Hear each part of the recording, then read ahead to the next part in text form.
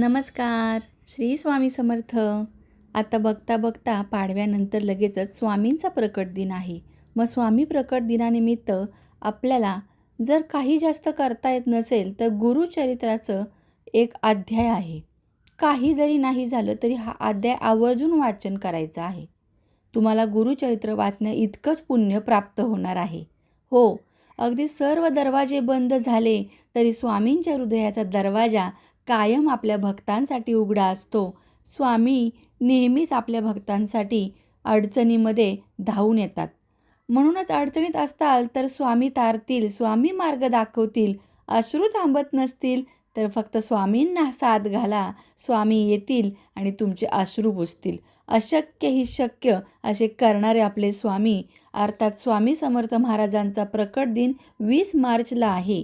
आणि या दिवशी जर आपण खूप काही सेवा नाही करू शकलो, जॉबला वगैरे जाता, लहान मुलं आहेत, करता येणार नाही आहे तितक्या पटीने, तर आजच्या दिवशी हे लक्षात घ्या, स्वामींच्या प्रकट दिनादिवशी स्वामींचं तत्त्व, दत्तगुरूंचं तत्त्व हे हजारो लाखो पटीने कार्यरत असतं. म्हणूनच आता कोणाकोणाला स्वामीचरित्र एक दिवशीय पारायण जर करायला जमणार असेल त्यांनी ते करावं. कोणी स्वामी समर्थांचा जो मंत्र जप आहे, षडाक्षरी मंत्र, तो दिवसभर जपतात. अगदी संख्यांचं एक संकल्प घेतात की अमुक एक संख्या मी आज दिवसभरात जप करणार आहे. पण आपल्या आवडीनुसार, वेळेनुसार सेवा जर करता येणार नसेल तर गुरुचरित्राचं पारायण केल्याचं फळ आपल्याला फक्त एका अध्यायातून मिळू शकतं. आणि या संकट जी आहेत आपल्यावरती, आपल्या फॅमिलीमध्ये, तर त्यातून मार्ग देखील सापडतो बाहेर पडण्याचा. अनेक लोकांचे आजारपण आहे किंवा मनुष्य वेगवेगळ्या चिंतेने दुःखित आहे. त्यासाठी घरात आनंद, चैतन्य, प्रसन्नता यावी आणि घरातील अनेक दोष जसं पितृदोष, वास्तुदोष आहे ते देखील हे जे एक अध्यायाचं पारायण केलं की ते तुम्हाला त्यातून बाहेर काढतं. बऱ्याच जणांचं बघा शिक्षणामध्ये अडथळे येतात किंवा मग लग्नामध्ये अडथळे येतात. कुंडलीतील ग्रह नक्षत्र यावर काय उपाय आहे का? तर गुरुचरित्र हा एक रामबाण उपाय आहे. म्हणूनच गुरुचरित्र पारायण केल्याने प्रत्येकाची इच्छा ही पूर्ण होतेच होते. फक्त श्रद्धा, दृढ विश्वास आपल्याला गरजेचा आहे. म्हणूनच जरी तुम्ही हा व्हिडिओ लेट ऐकत असताल किंवा नंतर तुम्हाला माहिती झालं तरी अगदी रोजच्या तुमच्या दिनक्रमामध्ये आज हा व्हिडिओ पाहिल्यापासून तुम्ही सुरुवात करू शकता तुमच्या रोजच्या आयुष्यामध्ये या एकाच अध्यायाचं पठण करण्याचं. यामुळे बघा स्वामी महाराजांचा, दत्त महाराजांचा आशीर्वाद आपल्याला प्राप्त होतोच होतो. आयुष्यातील दुःख, संकट, अडचणी योग्य वेळेस जाणारच आहेत. पण आपली जी संयम, आपली जी पात्रता आहे ती याच परीक्षेतून आपली पाहिली जाते. भगवंत परीक्षा बघत असतो. म्हणूनच बघा आता मी तुम्हाला जे सांगणार आहे ती एक जबाबदारी स्वामी महाराजांनी माझ्यावर दिलेली आहे असं म्हणावं लागेल. कारण आता खूप जणं या गोष्टींबद्दल व्हिडिओ वगैरे करत आहेत. पण नक्की तुम्ही जर ते केलं असेल, तुम्हाला जर अनुभव असेल तर तुम्ही इतरांना व्यवस्थित सांगू शकता. म्हणूनच घरामध्ये अगदी एखादी जरी व्यक्ती कोणतंही पारायण, ग्रंथ किंवा नामस्मरण करत असेल तरी घरातील प्रत्येक कुटुंबातील व्यक्तीला आपल्या स्वामींचं सुरक्षा रक्षक कवच प्राप्त होतं. म्हणून आज जेव्हा तुम्ही व्हिडिओ ऐकताय तेव्हापासून प्रकट दिनापर्यंत किंवा मग स्वामींची प्रकट दिनाची जी तिथी आहे ती निघून गेली नंतर ऐकताय त्यानंतर देखील तुम्ही करू शकता.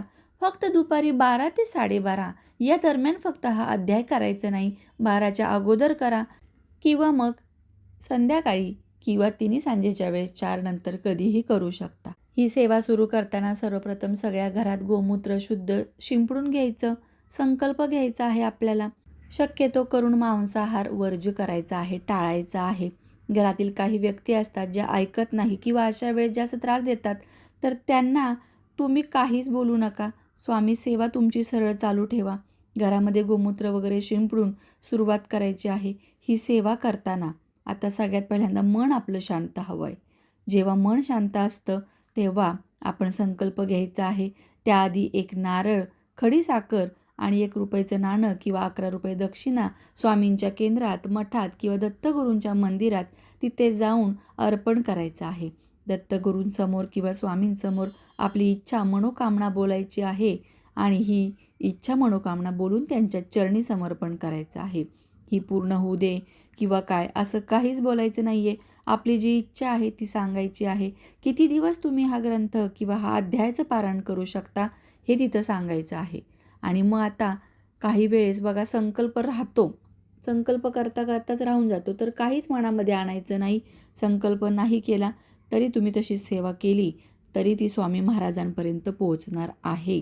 काही सेवा अशा असतात ज्या कधीच वाया जात नाहीत. विशेष करून स्वामींची तुम्ही जी एखादी जरी सेवा केली तरी ती तुम्हाला खूप पटीने अनेक पटीने फल प्राप्त करून देते. एक श्लोकी गुरुचरित्राचं पठण आपल्याला करायचं आहे बघा.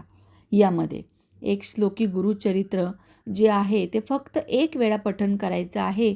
संपूर्ण गुरुचरित्र पारायण केल्याचं फळ आपल्याला मिळणार आहे. तर अत्यंत साधा आणि सोपा असा हा श्लोक आहे. हा श्लोक आपल्याला दररोज 1 वेळा, 21 वेळा, 11 वेळा तुमच्या यथाशक्तीने तुम्हाला पठण करायचं आहे. बघा, एकच श्लोकी गुरुचरित्र काय आहे मग तो ते देखील तुम्हाला सांगते. दत्ताचा अवतार हा कलियुगी श्रीपाद पीठापुरी, त्यामागे दुसरा नृसिंह सरस्वती, कारंज ग्रामांतरी, तीर्थे हिंडत पातला, भिल्ल वर्तचिये संगमा, तेथुनी मठ गाणगापुरी, वसे वारी दीनांच्या श्रमा. हा श्लोक अत्यंत भक्तिभावाने श्रद्धेने म्हणायचा आहे, मोठ्याने म्हणायचा आहे. पहिल्यांदा देवघरातील दिवा वगैरे लावायचा, धूप अगरबत्ती लावायची आहे. त्यानंतर संकल्प घेऊन तुम्ही या सेवेला सुरुवात करायची आहे. अगदी तुम्हाला श्लोक म्हणणं शक्य नसेल तर तुम्ही मोबाईलवर देखील वाचून लावला तरी चालणार आहे. काही हरकत नाही आहे. फक्त मनापासून हा श्लोक करायचा आहे. मग तुम्ही रोज 108 वेळा म्हणू शकता, 11 वेळा, 21 वेळा, जे तुम्हाला शक्य आहे त्याप्रमाणे हा तुम्ही श्लोक म्हणायचा आहे. तर इतकी साधी आणि सोपी ही सेवा आहे. अगदी 1 वेळा जरी म्हटलात तरी चालणार आहे. संपूर्ण गुरुचरित्र पारायण केल्याचं हे फळ तुम्हाला प्राप्त होतं. आणि फक्त फळ प्राप्त व्हावं म्हणून म्हणायचं नाही आहे, तर आपल्याकडून स्वामी महाराजांच्या चरणी काहीतरी सेवा ही घडावी असा मनात भाव ठेवा. म्हणूनच या ग्रंथातील 9वा अध्याय देखील अनेक जण पठण करतात. तर या श्लोकासोबत जर गुरुचरित्रातील 9वा अध्याय जरी तुम्ही पठण केला तरी चालणार आहे. सकाळी करू शकता किंवा मग दुपारनंतर करू शकता. यामुळे आपल्याला खूप छान अनेक अनुभव येतात. अनेक इच्छा मनोकामना ज्या आहेत त्या पूर्ण होतात. म्हणूनच बघा, तुम्ही हा जरूर अध्याय वाचा आणि हा श्लोक वाचा आणि आपणच स्वतःहून प्रचिती घ्या. यामध्ये आता काहीच नाही आहे असं की अमुक एक हे करू का ते करू का, कोणत्याही गोष्टी मनात आणू नका. फक्त जवळ एक तांब्याभर पाणी ठेवा, खडीसाखरेचा नैवेद्य दाखवा किंवा घरामध्ये जे काय आहे गोड एखादा तो नैवेद्य दाखवा आणि त्यानंतर तुम्ही हा श्लोक म्हणायचा आहे. मोठ्याने वाचायचा आहे. ज्यामुळे घरातील निगेटिव्हिटी, नकारात्मक ज्या काही शक्ती आहेत, जे काही दोष आहेत, जे काही अडथळे आहेत ते सगळे निघून जातील. अशा प्रकारे तुम्हाला हा श्लोक म्हणायचा आहे. हा श्लोक मी डिस्क्रिप्शनमध्ये जरूर देते. त्याप्रमाणे तुम्ही जरूर हा मंत्र म्हणा. चला तर मग पुन्हा भेटूया अशा साधी आणि सोपी स्वामींच्या प्रकट दिनासाठी करता येणारी सेवा घेऊन.